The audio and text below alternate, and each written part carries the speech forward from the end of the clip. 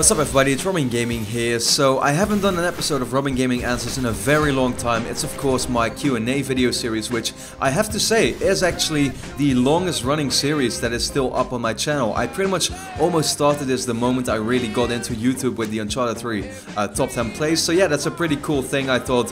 And like I said, it's been a really long while since I actually did an episode. So, you know, I'm just gonna get straight into it. I've got about 6 questions here. So yeah, let's start off here. The first one comes from Mark, who asks, have you ever raged on a game before? Now, I gotta say, I'm not really the type of, you know, person who really rages on games. Sure, they can get frustrating, but that being said, you know, I'm not the kind of guy to throw his controller at the wall or burst out in like shouting and stuff. So yeah, while I do actually get frustrated at times, for example when I die a lot in games or whatever, it can really be annoying for sure, but yeah, I'm not the type of person who really rages at a game, so there you go. The next one is from Tito X Progress 11, who is of course, you know, one of my favorite subscribers, I have to say, you know, one of the people who have been there from the you know, beginning as well and are always, you know, really supportive. He asks, do you do any sports like football or skateboarding?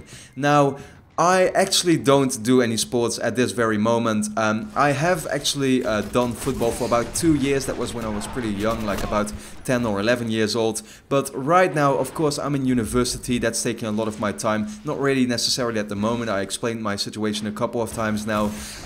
But in general, for the past couple of years and for the next, you know, few years, it's still gonna, you know, take a big part of my overall time that I have. And at the same time, of course, I'm doing YouTube. I'm doing Twitch streaming. I've started that recently, so every day I'll stream about 2 hours. It just takes up a lot of my time, and therefore no, I don't do any sports. I don't really have the time for that, honestly. So yeah, that's kind of, you know, the reason why. The next question is from Bentley Bombas, who asks, how do you feel about Nintendo? Do you have any childhood memories of Nintendo?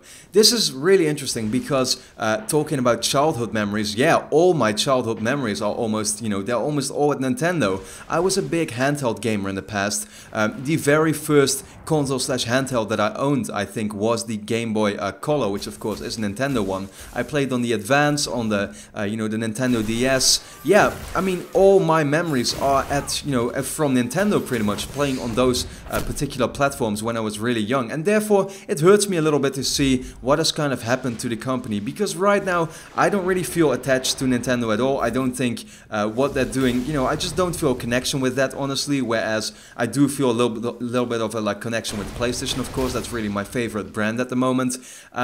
But, you know, I do own a Wii U. I bought the system recently, but everything that Nintendo is doing, it's so contradicting each other, right?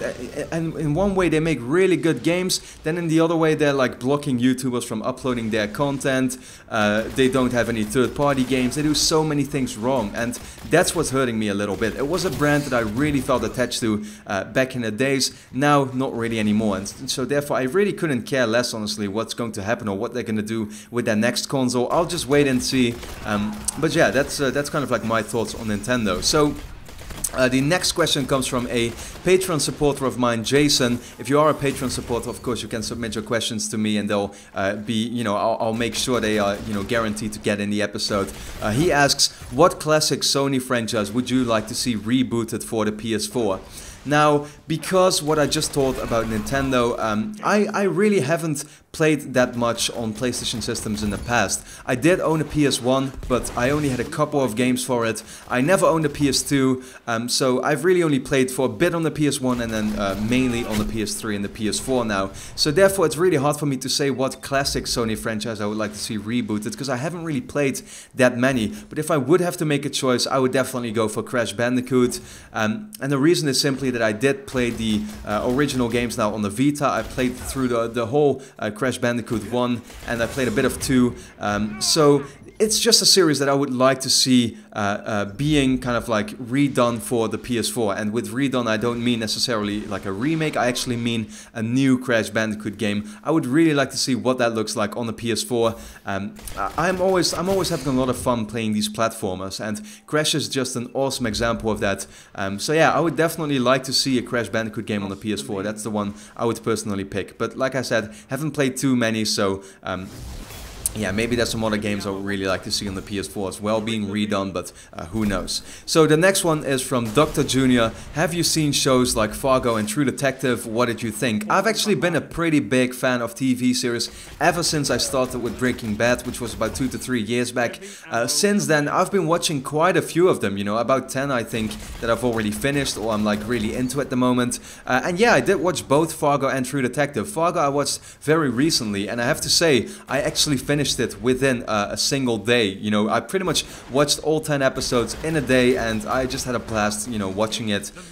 Yeah, it was just a really fun overall show, I think. True Detective is one that I watched right when it came out, which I think was a year ago, and yeah, I totally enjoyed it. I thought it was absolutely amazing. I would rank it pretty much among my top 3 probably shows that I've seen to this day, and I actually am planning to maybe do a top 10 video on my favorite movies and TV shows sometime in the future, so they would definitely make the list. I have seen both of them, really enjoyed them, so yeah, that's that, I guess. And the final question here is from Vaishak Velu. I hope I'm pronouncing it right. He asks, do you think there will be a PS4 Slim? Absolutely, I think a PS4 Slim is happening. It's just that, you know, after some time, the hardware gets increasingly smaller, right? To yeah, in terms of all the chips and you know, all the hardware that's found in the PS4, it will just get smaller in size. It will get more energy sufficient or efficient, I should say. You know, as soon as they start making a smaller version of the PS4, it's surely going to happen. It has happened with the PS1, the PS2, and the PS3. There is no reason to think it's not going to happen now. In terms of when it's going to happen, I wouldn't say this year yet. I think you know, it's not been too long since the PS4 came out. If we look at the past, for example the PS3, I think it took around 3 years for the Slim version to come out, so I would say there is a big chance we might see a PS4 Slim sometime next year, together with then also maybe a price drop, for example, that instead of $399 it's going to be $299. Who knows, it's still guessing at this point. But I think it's inevitable that we will see a PlayStation 4 Slim. It's only going to be a question, you know, when are we going to see it? So, with that being said, these were all the 6 questions. I hope you enjoyed this episode of RobinGaming Answers. If you want your question submitted in the next episode, simply leave them in the comments and I'll see if I can answer them in a next time. And then for now, I'd like to thank you a lot for watching, and I hope to see you again next time.